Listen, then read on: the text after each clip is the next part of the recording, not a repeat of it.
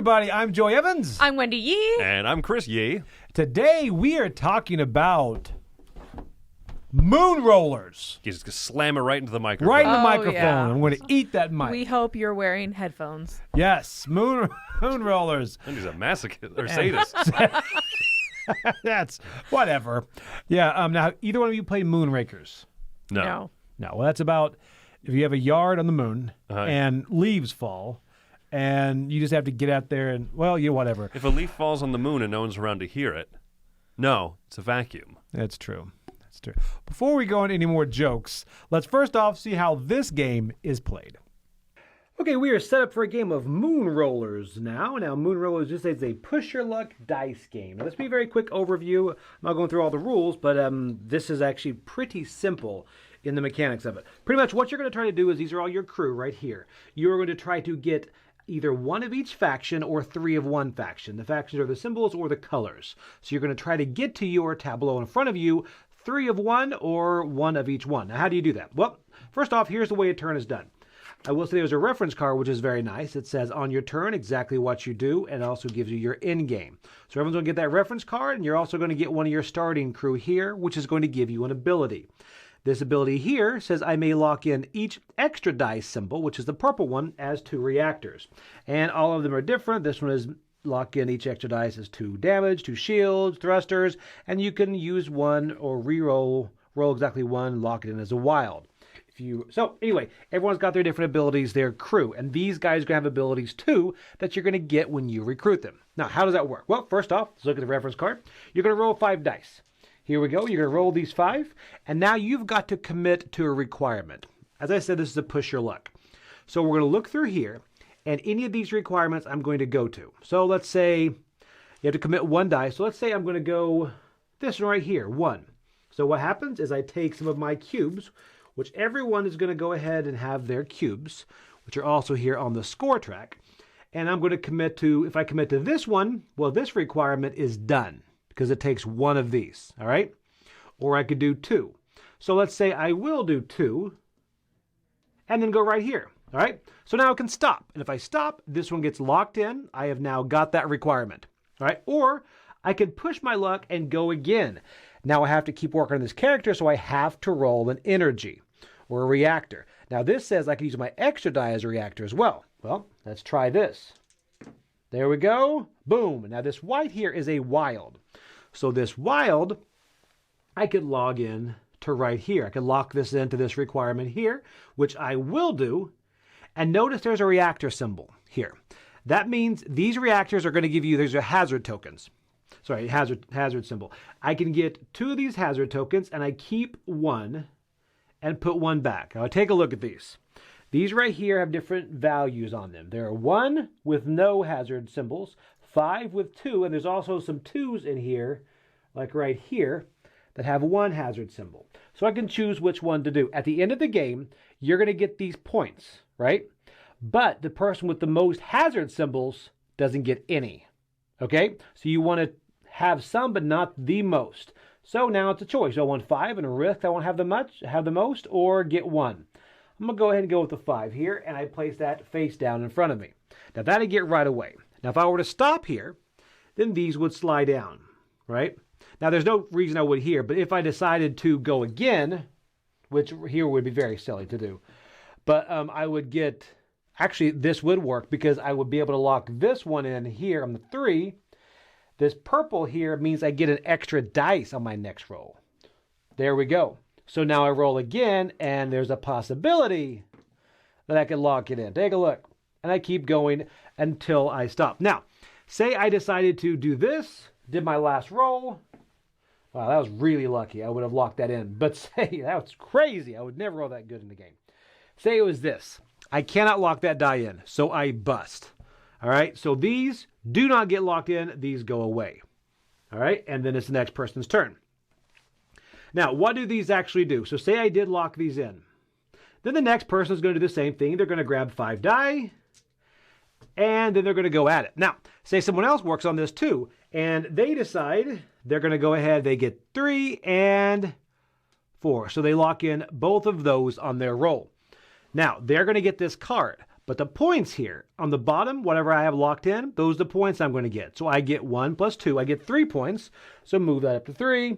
And then they're going to get 7 points. Move that up to 7. And they're going to take this and place it in front of them, meaning they now have a blue crew member. But you also get this ability, which is if you roll no reactors, you may re-roll 2 dice. So each one of these is going to give you different abilities.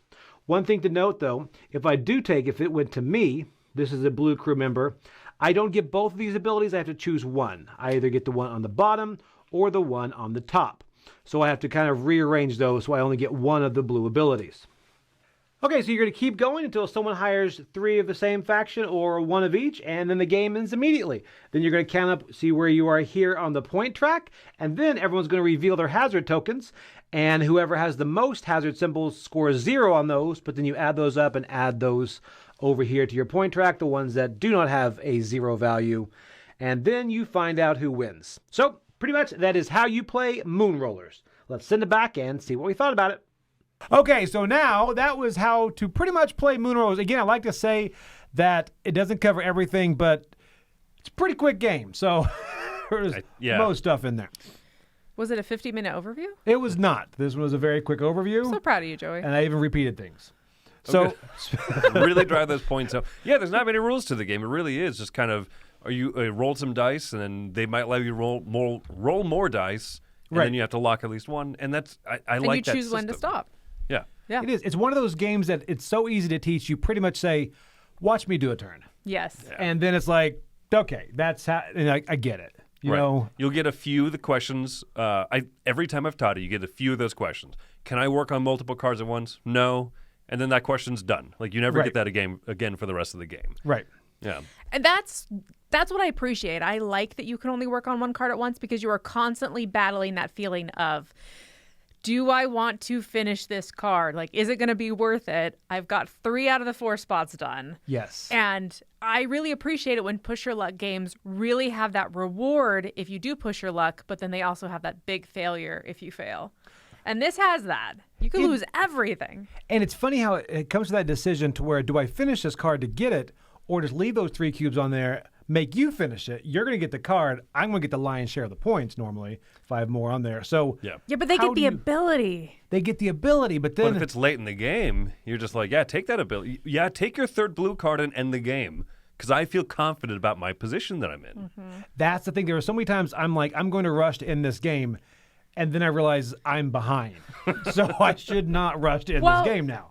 And then all your cards just, like, your cubes just sit there. Yes. If they ended a different way. And you're like, man, I spent all that time trying to get you to finish blue, Joey.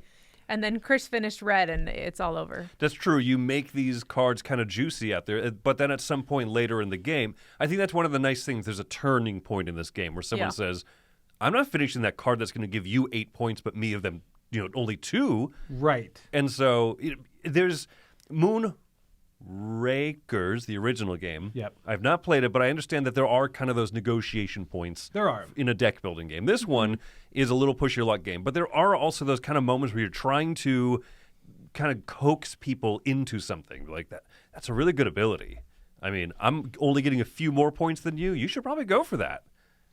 And the abilities are nice. Like, you can increase the die you roll, and then the exploding die, they give the extra die. And what's funny is you really think statistically, it's been said, and that's the great moments in this, is like, really, you're rolling 9 die. You can't fail. And spoiler alert, you can most certainly fail when you roll a fistful of die. Joey and it's just has. like, yes. And you're like, you're really bad at this.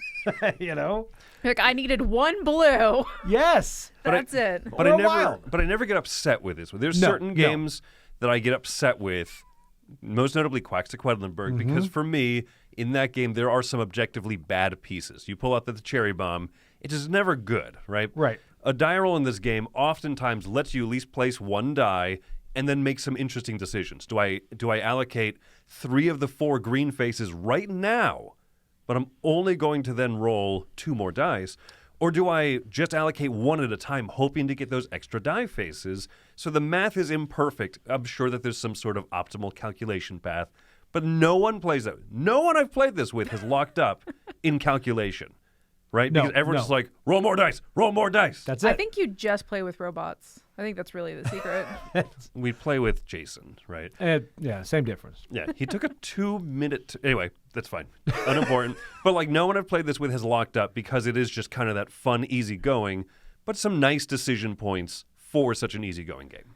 Yeah, this feels like it can be like the short game of the evening, or it could be that filler game between long games. I think it fits that nice in between where it could be a 15-minute game. I agree. I think it does play best at 3 to 4. I think is a sweet spot. It does play 5 technically, but I think 3 to 4 is a good spot. Drags a little bit at 5. Most 2 games is do. still very good. I enjoy it, but Yeah. there's less of that like coaxing people. You can't let Wendy get that. You should probably finish it on your You know what I mean? Like Right. those little the table talk moments. Okay, this is something that I really want to know is what is this theme? Oh, Like, what's going on in this game? I think you're rolling dice. I really think it's just, and I'm a themer. I'm like, I think you're rolling dice, but you're doing it on the moon. When you roll dice on the moon, don't they just like bounce off the table forever? They just roll longer and further. They just go. Yeah. Yes. Okay. Yeah. No, I'm actually, I've never thought of that, and I don't know what you do. I'm putting 3 electricity on this guy.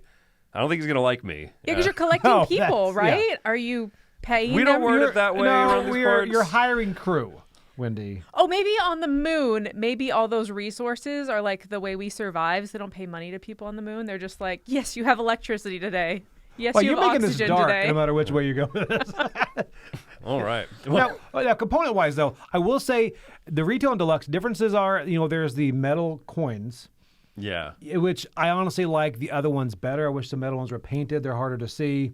And there are also metal dice in this, and those more flop than roll.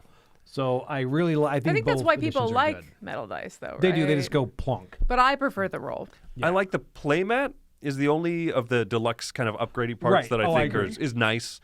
But I'm just not a big fan of metal dice. And you're right. The readability on the cardboard tokens is just a little bit quicker to kind of, because we haven't really talked about that.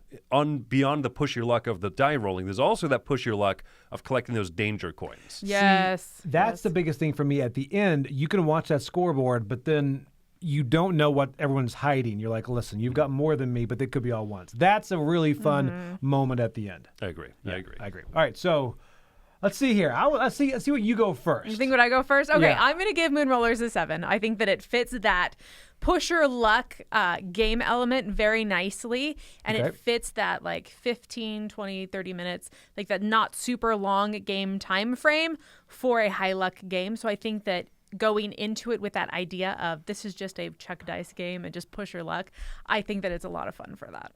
Okay. All right. For me, I'm giving this one an 8.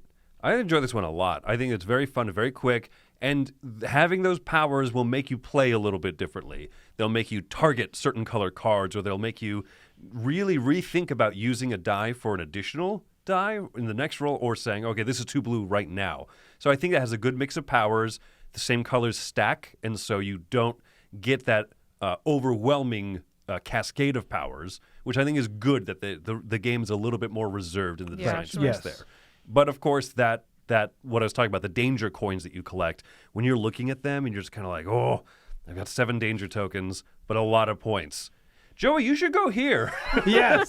That for me is kind of the highlight of this. Great dice chucking, but that end game excitement of the reveal is wonderful. So an 8 for me. All right, I'm going a bit higher. I'm going at a 9. Because Wow, I okay. really like this game. I played it first at East, and I found myself wanting to play it again. I probably played this a dozen times because it's so easy to teach. Like I said, one turn, you get it. And then it's the funny moments where people have a fistful of dice, and they're like, I can get one. it's Too big to fail. Too and big that's to- he Famous really does last chant that, by words. the way, every time. And those are the moments, and moments in games I think make the experience for me. Yeah. And this, it's a simple game with great moments. I think that's a perfect combo. That's a great way to put it. I So agree. anyway, so that is Moonrollers, where dripping with theme, as Wendy says, you roll dice on the moon. Seal of excellence, baby. Yes. So I am Joey Evans. I'm Wendy Yee. And I'm Chris Yee. We'll see you later on the moon.